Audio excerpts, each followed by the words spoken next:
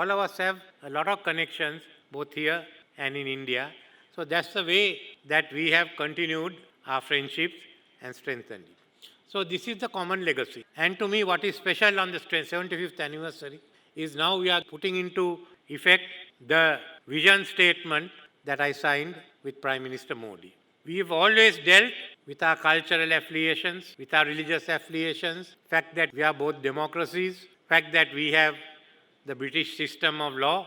But what we have forgotten is that the trade and the economic relationship between Sri Lanka and India.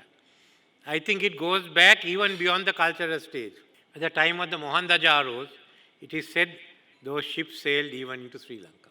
In South India, especially, and in Sri Lanka, the four kingdoms of Anuradhapura, Tanjore, Madurai and Kanchipuram were either alliance with each other or at war with each other, depending how their economic interests were looked after. And to many of these three Indian kingdoms, one of the main ports to them was Trincomalee, to go into the east. The fact that India used our ports are well established. If you look at Munnesaram, the shrine near one port, Kirteswaram, the shrine near Mantai, Naguleswaram for those who came from Jaffna, what we call Jambukola Patuna, and finally Koneswaram for Trincomalee. The amount of coins that are there shows how much the Indian trade, the interaction between India and Sri Lanka. Into the villages, they found in parts of the dry zone in Anuradhapura coins issued by some of the South Indian trading organizations.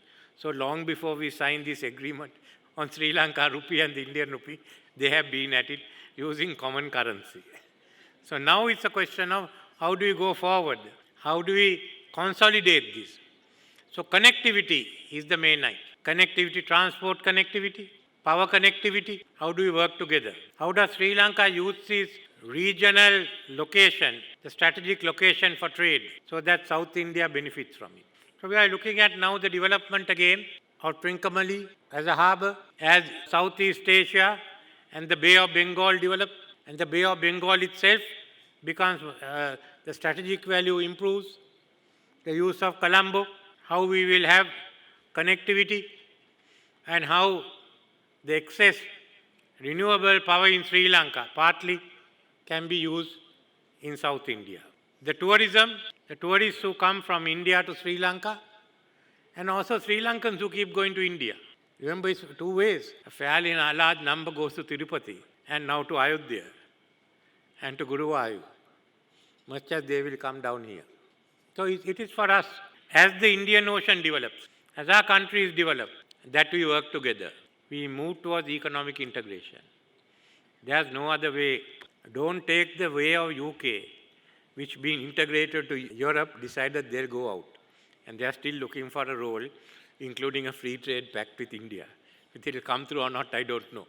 But nevertheless, we must realize the opportunities we have, how we can work together with India and go ahead. There should not be any differences. We should be able to move around fairly, easily. It might be easy for a person in Bangalore, much easier for him to jump into a plane, come here for a holiday than to go to Rajasthan. There's 2 hours. We have only 1 hour. Look at the advantage. So in industry, in all this, the supply chains that can be established. For Indian Ocean is now developing. You will find India, you will find Indonesia, you will find Iran, you will find Saudi Arabia and others, the Gulf, that will develop fast. So this is now becoming a center. It will be for the next 50, 60 years, and as Africa develops. So what we have to do now, let's keep building up on our other connections, the sports, the culture. There is no difference at all here. But the economic and the trade relations must go ahead. The political relations have been there. We are next to each other. We have to live with each other. But it's the trade relations that can benefit both India and us. So I must thank the India Society, Sri Lanka, for this occasion where we have got together, and for the efforts they made last year to ensure that we have a closer integration. And let the vision statement now be implemented in full. Thank you. Friends, it is hard to miss that overall, our relations today are better than ever before in our history. It is underpinned by unprecedented mutual trust and goodwill, the positive direction that our relations have acquired in the past year following the adoption of the vision document by our leaders at the summit meeting in July 2023 gives us the confidence that even better days are ahead. This new confidence is further buttressed by India's strong economic performance in recent years and strong signs of economic recovery, growth, and reform that we see manifesting in Sri Lanka. There are also other important reasons for this confidence.